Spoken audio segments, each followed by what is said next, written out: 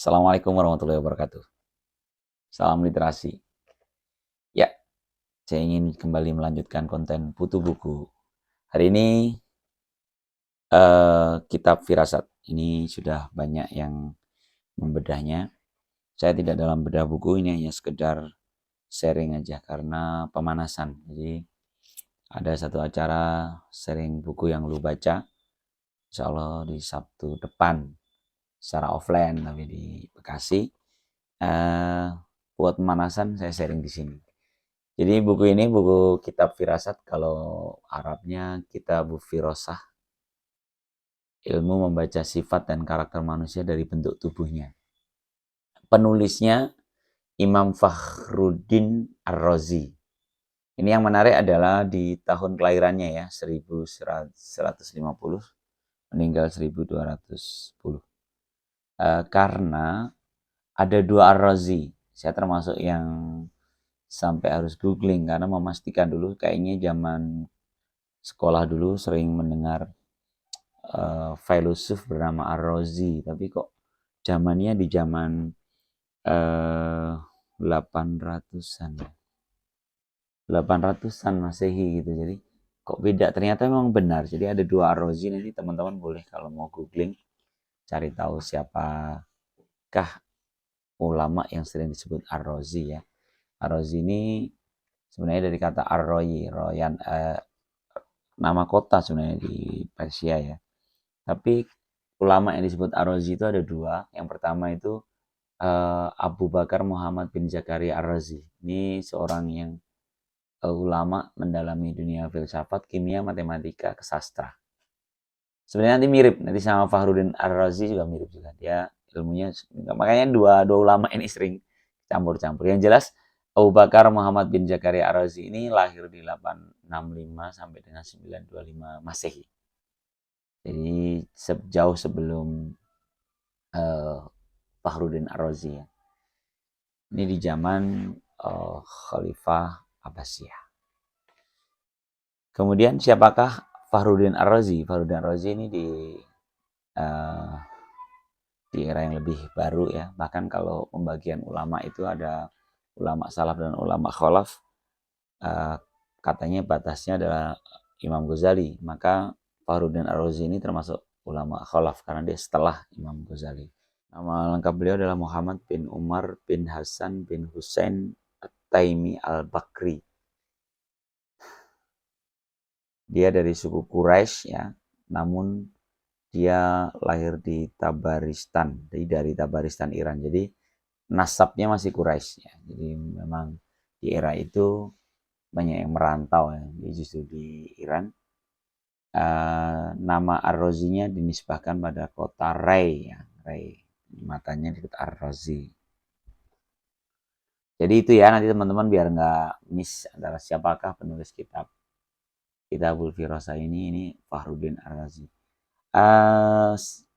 Sebenarnya agak ini ya kalau kita menceritakan semuanya ya, karena isinya agak lumayan padat sebenarnya. Ini buku ini nggak terlalu tebal, tapi muatannya cukup padat ya. Ada 3 pembahasan dan masing-masing bahasan ada terdiri banyak pasal ya. Namun yang menarik sebelum lanjut ke isinya sebenarnya pada kata firasat. Firasat itu kita sering menganggap bahwa ini tuh tidak terlalu rasional gitu ya. Jadi sesuatu yang intuitif gitu ya. Padahal sebenarnya justru menarik ini karena uh, seorang Imam Fakhruddin Ar-Razi ini ulama bahkan dia pernah menulis tafsir ya. Dia fokus di obat-obatan, kimia, fisika, astronomi, ya, kosmologi, literatur, teologi, ontologi, filsafat, sejarah, lengkap sekali ya. Bahkan tafsir ya, tafsir Ar-Razi, dia menulis tafsir dan tafsirnya itu ciri khasnya katanya sangat rasional. Jadi lengkap sekali, tebal Kitabul Kabir, katanya malah banyak pro dan kontra atas tafsirnya Ar-Razi ini karena dia sangat luas gitu. Jadi sangat rasional. Nah, kalau dalilnya di buku ini disebutkan ada di halaman 47 ya. Beberapa dalil tentang keutamaan ilmu firasat itu. Salah satunya di surat Al-Hijr ayat 75, disampaikan, a'udzubillahi minasyaitonirrajim, inna fi dzalika laayatil lil mutawassimin. Jadi sungguh pada pada yang demikian itu ada tanda-tanda kebesaran Allah untuk orang-orang yang melihat tanda-tanda itu. Mutawassimin. Ada di surat Al-Fat, simahum fi wujuhihim min atharis sujud. Tanda-tanda mereka itu nampak dalam wajah mereka, tanda-tanda bekas sujud gitu. Jadi wajah ini kan sebenarnya cerminan dari seluruh tubuh kita kan, karena kata wajah. Contoh pas foto kita itu wajah kita itu sebenarnya mencerminkan siapa kita. Nah dari situ sebenarnya udah bisa dibaca siapakah kita. Ini bahwa Al-Quran sebenarnya sudah memberikan petunjuk atas itu. Namun di buku ini juga diceritakan di sini sebelum bicara tentang dalil-dalil itu tentang perbedaan dengan ilmu-ilmu lain, ilmu-ilmu yang khurafat, takhayul gitu ya. Panjang di sini diceritakan panjang. Tapi kalau kita mau mencari benang merahnya gini loh. Jadi buku ini sebenarnya ingin menjelaskan bahwa sebenarnya sesuatu itu harus ada ilmunya gitu. Sesuatu yang bisa dibaca, sesuatu yang bisa dipahami gitu. Bukan sesuatu yang khayal gitu. Takhayul itu kan sebenarnya khayal. Ya gitu pokoknya gitu kan. Nggak bisa begitu. Jadi dalam beragama itu harus selalu ada rasionalitasnya gitu. Harus paham gitu. Dalilnya ada gitu. Di kepala kita itu tahu ilmunya. Dan sebenarnya ini menarik ya karena di era sekarang ini kan era yang seringkali meletakkan agama menjadi dipertentangkan dengan nalar gitu kan. Dan itu sangat menyedihkan ya. Harusnya kan tidak begitu. Karena ada keyakinan itu mestinya lahir justru dari pemahaman yang kokoh. Makanya firasat ini menurut saya menarik ya. Nanti kalau teman-teman baca, saya kayaknya nggak akan menyampaikan semuanya ya. Karena silakan dibaca di itu. Ini ada beberapa sampai dengan bentuk tubuh, bentuk tangan, bentuk kaki, cara berdiri, suara gitu ya. Semua itu dijelaskan gitu, berdasarkan empiris tentunya. Bahkan yang menarik adalah ada 4 kelompok yang sering kita gunakan dalam psikotes ya. Psikotes itu ada istilah apa namanya sanguinis ya kan. Sanguinis, plekmatis, melankolis dan korelis ya. Ini di buku ini udah dibahas luar biasa. Makanya kalau di depannya ini kan pelopor fisiognomi dunia. Jadi dia sebenarnya dasar dari ilmu-ilmu psikologi modern sekarang. Bentar ya, aku tuh menarik sekali yang tentang sanguinis itu. Katanya di gini sanguinis, ini dia. Ciri-cirinya sanguinis itu kalau di buku ini menyebutkan sanguinis itu panas. Lalu plekmatis itu dingin. Plekmatis itu dingin. Lalu melankolis itu basah. Dan kolerik itu kering. Kolerik itu kering. Jadi nanti baru diracik bagaimana dengan sanguinis kolerik. Jadi dia panas dan kering.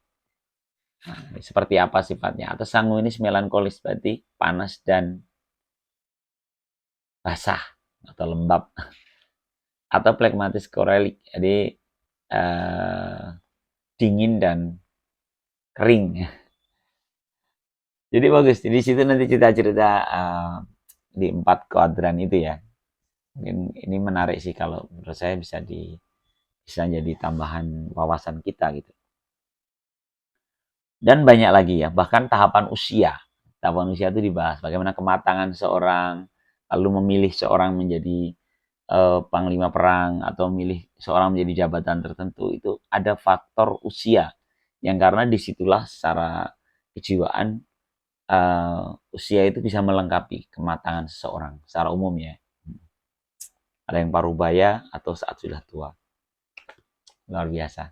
Saya pikir ini buku yang boleh direkomendasikan kita pelajari dan tadi semangatnya adalah semangat untuk menjaga nalar kita. Justru begitu. Jadi firasat ini bukan lalu kita intuitif mengesampingkan teori-teori, tapi justru kita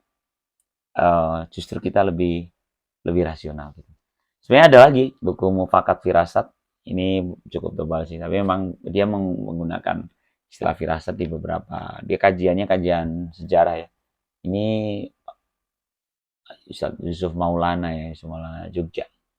Bagus juga sih. Di sini juga saya mempelajari, sempat membaca ulang di beberapa bab-bab awal untuk menangkap pengertian firasat di buku ini gitu ya.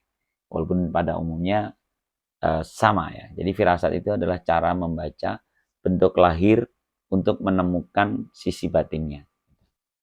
Pengertiannya begitu. Jadi karena sisi batin itu nggak bisa terbaca, maka kita hanya bisa membaca yang lahirnya kan. Bagaimana lahirnya, tanda-tanda lahir itu bisa untuk kita baca sisi batinnya.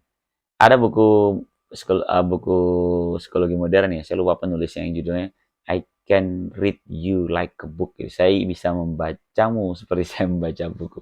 Jadi sebenarnya tubuh kita ini bisa dibaca demikian gamblang tentang siapa kita terlihat dari apa yang terlihat dalam bentuk kita.